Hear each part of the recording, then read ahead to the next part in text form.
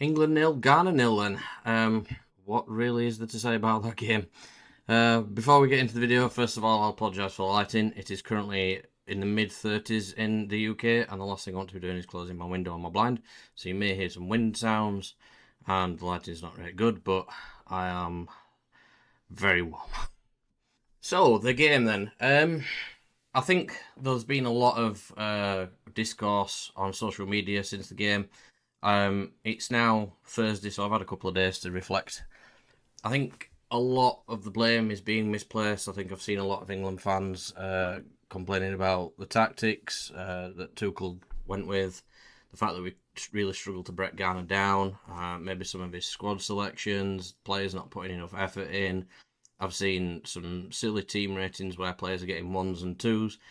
And I think, from my point of view, I think it was just more of a case of Ghana set up in this game with all the intentions of getting a draw.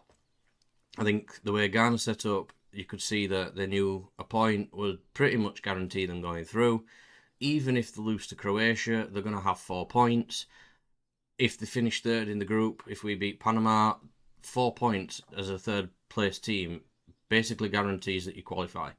So I think the way that Ghana set up was purely to frustrate England, get a 0-0 draw, maybe catches on the break if they got a chance, which they had a couple of opportunities towards the end of the game. But it were 11 men behind the ball, frustrate England to death, and it worked. I mean, they pulled it off. We saw a similar thing in the first round of games with Cape Verde and Spain. Cape Verde went there with the intentions of just getting anything and just not getting beaten badly. And in the end, they ended up with a 0-0 draw. But I didn't see the type of media attention to Spain that England's getting. It almost feels like when we draw a game like this, it's the end of the world. Everybody's hopes of us winning the competition goes out the window. Everybody's optimism goes through the floor. Jude Bellingham's crap. Bukayo Saka doesn't do anything. Blah blah blah.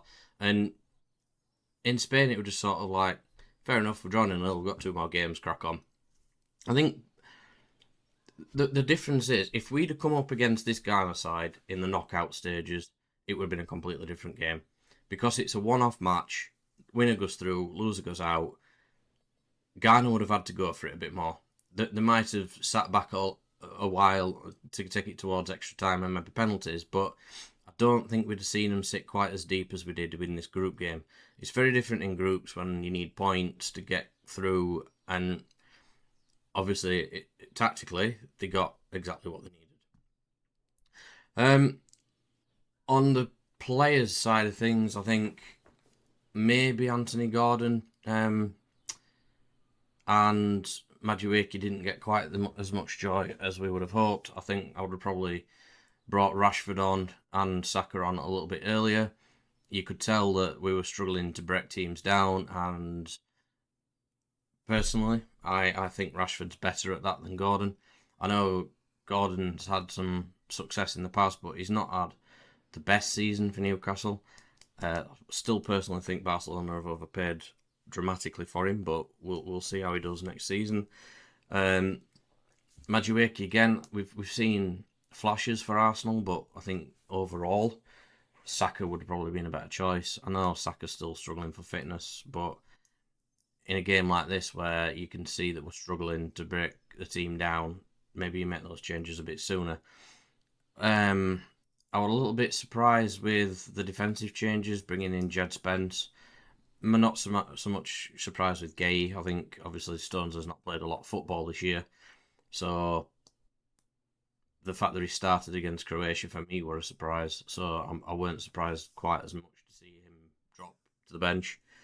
But overall, I'm not losing heart. I still think we've got a very, very good side. I think we'll go out against Panama on Saturday and probably score 5 or 6 because Panama are out. They've got nothing to lose. I don't see Panama thinking, let's take a 0-0 in our last World Cup game for 4 years. I think they'll go out there and try and cause a surprise. But we Pretty sure last time we played Panama, it was the final game of the group as well, and we won 6-1. So the hope's still there. Maybe make some changes. Give some other players some opportunities.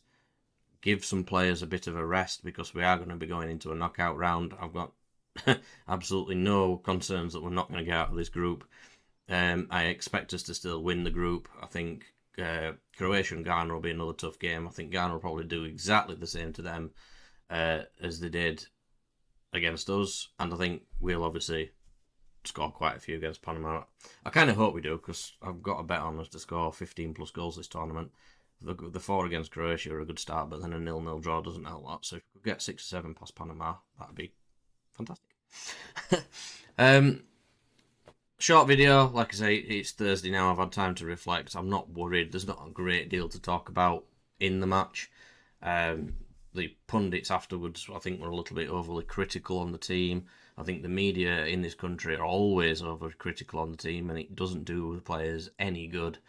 I've seen some fairly balanced opinions on Twitter. People with a similar view of me of just take it what it is, take it as what it is, and move on.